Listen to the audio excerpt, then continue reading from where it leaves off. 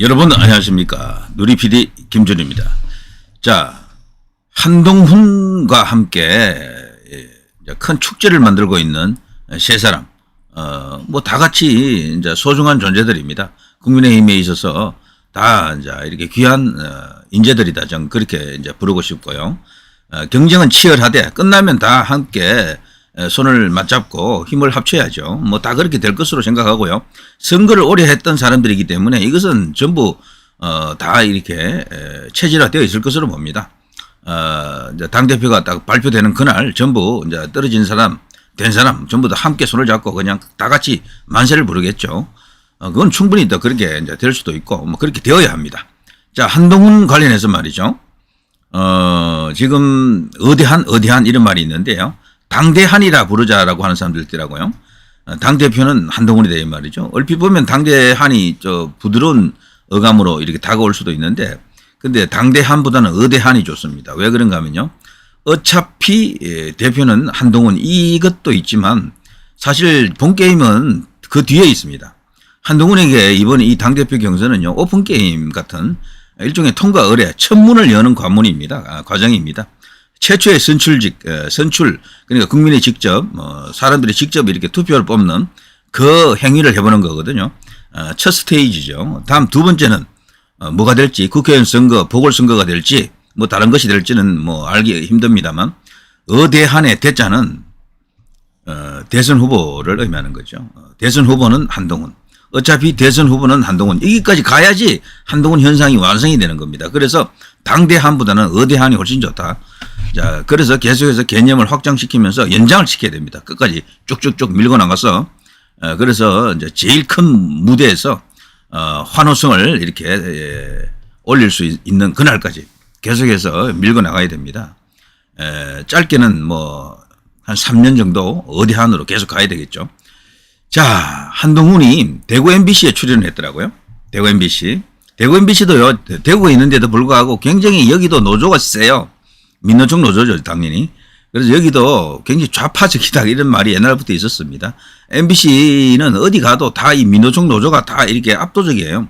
그리고 서울 같은 경우에는 민노총 노조가 뭐 한 5%좀 됩니다. 전체 노조원이 한 95%가 민노총 노조. 나머지 5%를 갖고 작은 노조가 한 2개 정도 더 있죠. 뭐 제3노조 이런 게 있죠. 그건 진짜 몇 명 안 되거든. 근데 지역에 있는 MBC에는요, 그나마도 그 제3노조 이런 게 없어요. 민노총 노조 하나만 딱 있다니까. 그러니까 완전히 그냥 MBC 전체는 거대한 민노총 왕국이다 이렇게 보시면 돼요. 자, 거기에 이제 출연한 것인데요. 그렇지만 MBC 전체가 다 그 민노총의 영향력으로 돌아가는 건 아닙니다.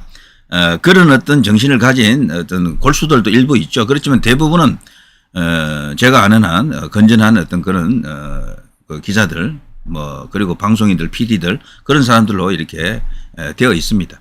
그렇지만 소수의 목소리가 또 전체를 지배할 수도 있거든요. 그래서 항상 이제 이 MBC는 그 내부의 구성원들이 어떤 분위기를 바꿀 수 있는 어떤 특별한 계기를 만들어야 될 텐데 지금도 쉽지 않죠. 지금 뭐 MBC 관련해서 이사 지금 선정하는 데 있어서도 지금 엄청난 문제 터졌죠. 그걸 갖고 지금 여야가 지금 또 전쟁 벌일 수밖에 없고요. 야당은 그 뭐 다수의 세력을 갖고 계속해서 지금 공격을 하고 있습니다. MBC를 지키자, MBC를 정상화시키자 이 대결인데요. 어떻게 될는지요. 자, 그건 그렇고요. 자, 권윤수 대구 MBC 기자군요. 마지막 질문 드릴게요. 위원장님, 한동훈에게 홍준표란 어떻게 대답했을 것 같습니까? 저는 이걸 딱 보는 순간 역시 한동훈이다라고 생각했습니다. 그냥 대구시장입니다. 저에게는 그 이상도 그 이하도 아닙니다. 홍준표가 지금 한동훈을 공격한 말을 다 모으게 되면요. 그 말만 그대로 SNS에서 주로 이제 공격했잖아요. 페이스북 이용해가지고.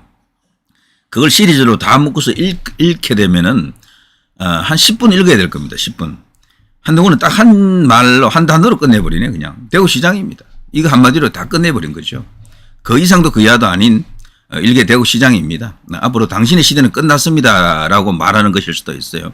드디어 홍준표 같은 스타일은 통하지가 않습니다, 이제는. 과거에는요, 달리 대안이 없다 보니까 홍준표도 젊은 층하고 뭔가 이렇게 통하는 맛도 있었고, 홍사이다 이런 별명도 있거든요. 근데 이제는 그게 먹힐 가능성이 거의 없어요, 솔직히 말해서. 본인의 물리적, 그러니까 생물학적 나이도 벌써 70대로 이제 들어가고 있고, 그런 탓도 있는 데다가 갈수록 이제 매력도가 떨어진다라고 볼 수밖에 없겠죠. 새로운 어떤 신선한 카드들이 많이 올라오는데 계속해서 자신의 그 영향력, 지지율을 유지한다라는 것은 거의 불가능합니다. 홍준표 대구시장 같은 경우도 마지막 하나의 이제 고비가 남아 있고 최후의 목표가 있으니만큼 열심히 노력하는 것은 제가 뭐 이해하고 인정이 되지만 방법론에서 틀렸다라고 생각합니다. 그 방식은 통하지 않아요. 저 나이 되면요, 홍준표는 지금 솔직히 말해서 국민의힘 전체에서 가장 큰 어른이에요. 가장 큰 경력을 가진 그야말로 뭐 원탑 거물이다 이렇게 볼 수 있죠. 국회의원 5번, 광역시장만 3번, 하나는 도지사죠. 2번은 도지사였죠. 그것만 해도 8선이잖아요. 광역은 원래 국회의원보다 더 쳐줍니다. 그러니까 한 10선쯤 되는 거야 벌써 이 경력이. 그러다가 당대표도 2번 했죠. 원내대표도 했죠. 이런 사람 정도면요 대한민국에서 이제 견줄 사람이 거의 없는 거죠. 대통령을 했다는 사람 말고는 홍준표보다도 경력면에서 우월한 사람이 없어요. 그러니까 국내힘에서는 압도적인 인물이죠. 그런데도 특이하게도 인기가 그렇게 높지 않잖아요. 이제 자기 스스로 자기가 어떤 특징을 갖고 있고 스타일이 있는데 그걸 지속적으로 유지하면서 특히 한동훈에게 와서는 이게 정말 완전히 망했다라고 생각하는데요. 공격을 너무 저열한 방법으로 조금 어떻게 보면요 좀 좀스러운 방법으로 좀 보기 좀 눈살 찌푸리는 그런 방법으로 공격을 너무 했어요. 어쩌고 하는 발언부터 해서 지금 최근에 나왔던 거 보면요 완전히 그냥 어떻게 같은 진영에 들어온 사람을 저렇게까지 씹어 돌리나 할 정도로 그런 식으로 거세게 그냥 입에 거품 물었잖아요. 그 모습을 보고 잘한다 홍준표 최고다라는 사람이 과연 대한민국에 몇 명이 되겠습니까? 저는 없다고 봅니다. 단 한 명도 없을 것 같아요. 홍준표 지지자들도 저렇게까지 하면 안 되는데 나는 안쓰러운 마음을 갖고 있었을 것 같아요. 이제 그들이 믿는 것은 그래도 경력 봐라. 홍준표 대항할 사람 아무도 없어. 오세훈도 홍준표 상대가 아니야. 원희룡 니도 아니야. 뭐 유승민도 아니야. 한동훈 니 따위는 뭐 이런 식인데 근데 그게 과연 통하느냐는 겁니다. 그게 전혀 안 통합니다. 그 시대는 갔고요. 사실 홍 시장의 전성기는 대구시장 되는 그때까지가 아니었나 싶습니다. 대선 후보도 한번 되어봤고 할 건 다 한 거예요 사실은. 그런데 홍 시장 같은 저런 스탠스에서는 사실 한동훈을 그렇게 깔 게 아니고요. 덕담을 던져줘야죠 차라리. 그러면서 자신의 경쟁자임에도 불구하고 덕담을 던짐으로써 오히려 자기가 더 커지는 그런 길을 걸었어야 되는데 그게 아니고 그냥 뭐 완전 이전 투구하는 그냥 그런 모습을 보였잖아요. 근데 한동훈은 거기에 대해서 대응도 안 했어. 대꾸 자체도 없었고요. 아무런 어떤 반응이 없었잖아요. 혼자서 그냥 길길이 날뛰는 그런 모습을 연출하다 보니까 오히려 더 그냥 이상해졌죠. 자신의 위상이나 존재감이 더 죽었다라고 볼 수밖에 없습니다. 대응은 원래 물속에서 조용히 있는 겁니다. 자꾸 이렇게 소리를 내게 되면 그거는 대어가 아니다라는 것을 스스로 이제 입증해 주는 거지요. 그리고 지금 대구에서도 솔직히 말해서 홍준표 시장이 인기 있습니까? 일 잘한다고 제가 인정합니다. 일 잘한다고 인기 있는 줄 아십니까 요즘? 물론 그런 쪽으로도 사람들이 일부는 반응하지만 대세가 안 돼요. 그보다는 훨씬 훌륭한 인품이라든가 소통을 잘한다거나 전체적으로 이 호감 가는 이미지 같은 것을 만드는 게 현대 정치에서는 더 중요합니다. 그리고 대구시장으로서 일을 잘해본들 얼마나 잘하겠습니까? 못해본들 얼마나 못하겠습니까? 그런 어떤 생각들이 있는 거예요. 우리나라는 벌써 이 체제가 완전히 지금 구축이 돼가지고요. 거의 꽉 짜져 있어요. 대통령이 뭘 하려 해봐도 전부 다 꽉 짜져 있잖아요. 거기서 뭘 하려 하면 진짜 힘든 거예요. 그러니까 의대 정원 같은 것도 한번 해보려고 하니까 그렇게 지금 난리가 나는 것 아닙니까? 그러니까 대통령이 뭐 진두지휘하면서 나를 따르라 해도 따라가지도 않고 될 일이 잘 없어요. 뭘 크게 하려고 해봐도 기업들이 다 하고 있는 일들이고 국가 차원에서 뭘 하려 해봐도 뭐 일개 이제 뭐 각 부처에서 잡아놓은 계획들을 실천하는 정도. 대통령이라고 해서 특별히 뭐 큰 일을 하자니 뭐 공항을 하나 짓는 것도 뭐 지어보자니 또 엄청난 어떤 문제가 생기고 하나도 제대로 되는 게 없어요. 그래서 이런 내용을 좀 아는 사람들은 예전에 이제 박원순도 그랬고 그 문재인도 그랬고 우리는 일 안 합니다. 이런 말도 했었죠. 그 말이 뭔가 하면 편하게 좀 지내겠다라는 의미도 있지만 문제를 일으키지 않겠다. 논란을 일으키지 않겠다. 그 의미도 있어요. 그러면서 슬슬 소통해가면서 국민들 지지율이나 관리해가면서 정치를 하겠다라는 거죠. 정치. 자, 나는 어떤 업적을 내기 위해서 이제 일을 하겠다라는 대통령, 그렇지 않고 나는 국민과 소통하겠다는 대통령, 둘 중에 누가 더 인기가 있는가 하면 소통형이 훨씬 인기 있습니다. 퇴임 후에도 훨씬 인기가 높아요. 그렇게 되면은. 왜냐하면 국민들은 이미 압니다. 옛날 박정희 대통령 같은 사람은 다시는 올 수도 없고, 지금 같은 이런 대한민국 체제에서는 대통령 한 명이 바뀐다 그래서 그 대통령이 막 큰 일을 할 것이라고 기대하는 사람이 없어요. 거의. 있다면은 뭘 지금 모르시고 계신 거예요. 노태우 이후부터 큰 업적을 남긴 대통령이 있습니까? 전부 굴러가는데 굴러가는 겁니다. 그냥. 이미 다 이렇게 레일이 다 만들어져 있고 이미 대한민국이라고 하는 열차는 달리고 있는 거예요. 어떤 사람이 기관 사가 되느냐에 따라서 속도에서 조금 차이가 나고 이런 것은 있겠지만 확 바뀌는 것은 일어나기 어렵습니다. 이제는. 그리고 대한민국의 성장은 기업과 함께 연동이 되어 있고 그리고 개개인이 각자 생활 일터에서 어떠한 업적을 내느냐 이런 것들이 다 총량이 모여가지고 국가의 발전으로 이어지는 것이지 과거처럼 리더가 어떤 정치 지도자가 막 이렇게 앞장서서 뭘 할 수 있는 시대가 아닙니다. 가령 요즘 말이죠. 대통령이 어디 해외에 나가서 뭐 수주를 했다, 계약을 했다라고 뉴스를 전하잖아요.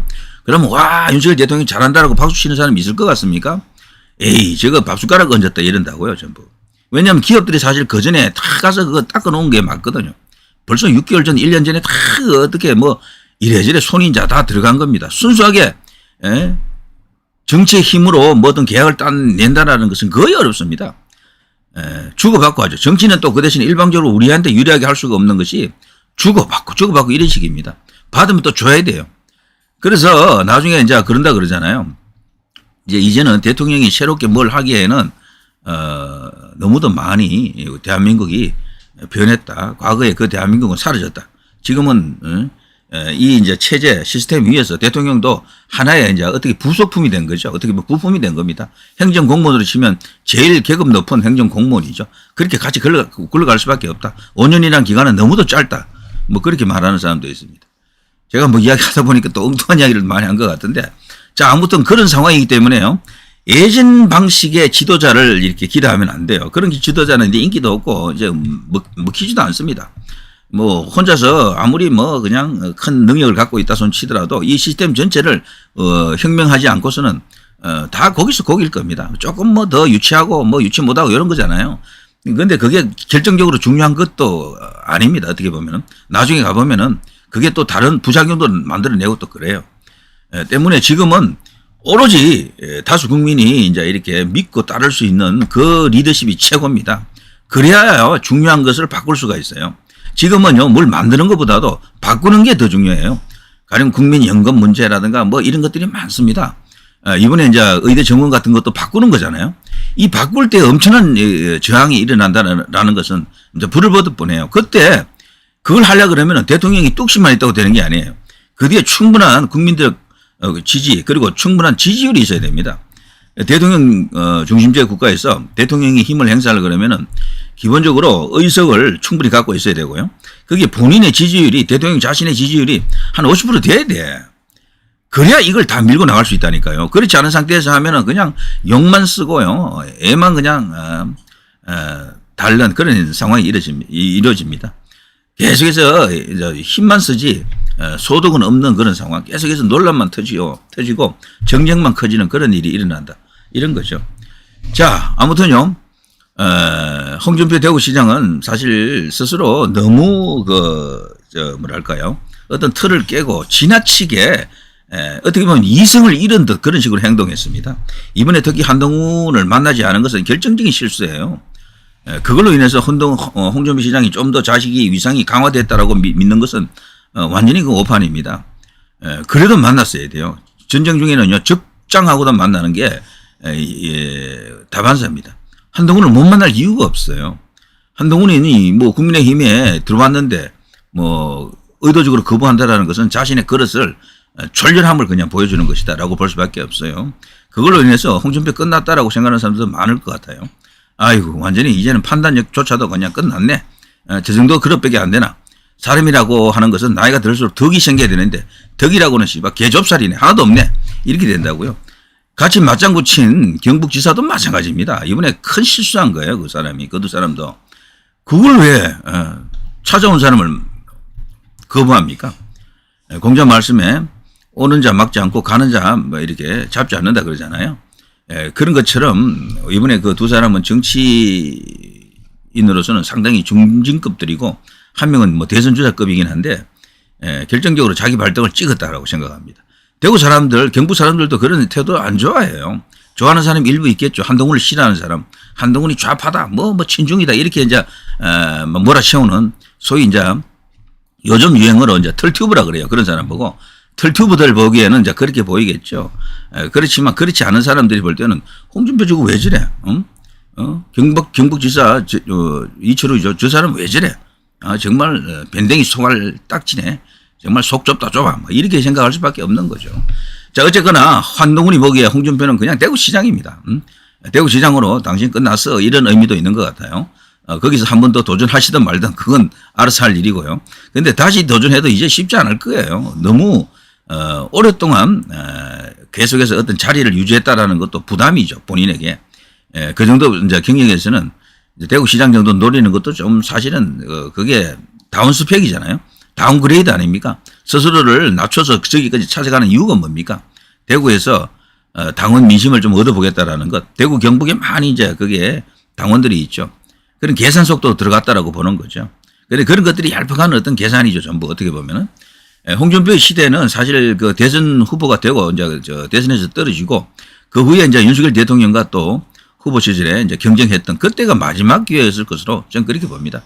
자, 그때까지가 어쨌거나 보수 1.0의 시대였고요. 윤석열 대통령은 보수 1.0과 보수 2.0을 잇는 일종의 가교, 과도기 뭐 그런 걸로 이제 해석이 됩니다. 두 사람의 특징이 보수와는 뿌리가 인연이 없는 사람들이잖아요. 윤석열도 그렇고 한동훈도 그렇고. 그리고 지금 윤석열 대통령 주변으로 형성되어 있는 거대한 네트워크가 있겠죠. 뭐 대통령 후보가 되면서 생긴 네트워크라고 생각합니다. 그게 지금 우파 유튜브 안에 쫙 깔려 있어요. 전부 다 알게 모르게 다 연결되어 있는 사람들이죠. 전부. 그러니까 한동훈과 윤석열 대통령이 마치 대립하는 현상이 이제 일어나는 것 같으니까 갑자기 지금까지는 중립적이던 사람들까지도 한동훈을 막 비난하고 공격하는 겁니다. 윤석열 대통령과 한동훈이 대결로 자꾸 보는 거예요. 그런데 그렇게 보면 안 됩니다. 한동훈이 진정으로 제가 볼 때는 자기 정치를 하더라도 윤석열 대통령을 버리지 않을 사람이다. 저는 그렇게 봅니다. 끝까지 윤석열 대통령에게 힘이 될 수 있는 여러 가지 선택을 할 것이다. 물론 무조건 윤석열 대통령에게 그냥 숙이고 복종할 그런 사람은 절대 아니에요. 이건 윤석열 대통령도 예전에 그런 말 했죠. 한동훈 저거는 내 말도 안 듣는다. 그리고 무슨 회식을 하겠다고 연락을 줘도 어떤 미션을 완수하고 났어요. 어떤 수사를 끝내고 나서 내가 한턱 쏘마 다 모여라 하면 안 모이는 사람 중에 한 명이 갈 때도 있지만 안 갈 때도 많대요. 저는 그냥 갑니다 하고 그냥 가버린대요. 자, 그런 스타일의 차이가 있는 거죠. 분명히 윤석열 사단에 있는 많은 검사들과는 달라요. 이 한동훈은 스타일도 다르고 자기 중심이 뚜렷하고요. 자기가 지금 바라보는 국가관, 세계관, 그리고 국민에 대한 여러 가지 어떤 생각들이 있습니다. 윤석열 대통령과 다 같을 수가 없어요. 그렇지만 윤석열 대통령을 끝까지 등에 칼 꽂지 않고 그런 나름대로 힘이 되어줄 사람, 저는 한동훈일 것이다 라고 생각합니다. 나머지 세 사람을 폄하하는 게 아니고요. 그 세 사람은 자기 정치할 사람들이죠. 전부. 자기 정치인들이죠. 전부. 한동훈은 사실 정치를 해본 적이 없기 때문에 이제부터 시작이잖아요. 그러니까 지금 나와 있는 모든 것들은 앞으로 이제 보면서 검증을 이제 해나가는 과정을 밟겠죠. 이미 많은 국민들이 한동훈 쪽으로 가 있는 것은 한동훈 시대가 왔다. 이미 그렇게 가자라고 압도적으로 주장하는 것이다. 라고 볼 수 있겠죠. 자, 뭐 이런 이야기 하자면 끝도 없습니다. 좌우지간요. 이번 당권 경쟁은 어대한의 이제 제1단계입니다. 진짜 이 어대한의 마지막은 한 3년 뒤에 정상적이라면 한 3년 뒤 어쩌면 또 뭐 나라가 이상하게 막 그냥 지각 변동이 터지면은 더 당겨질 수도 있고 뭐 그렇습니다.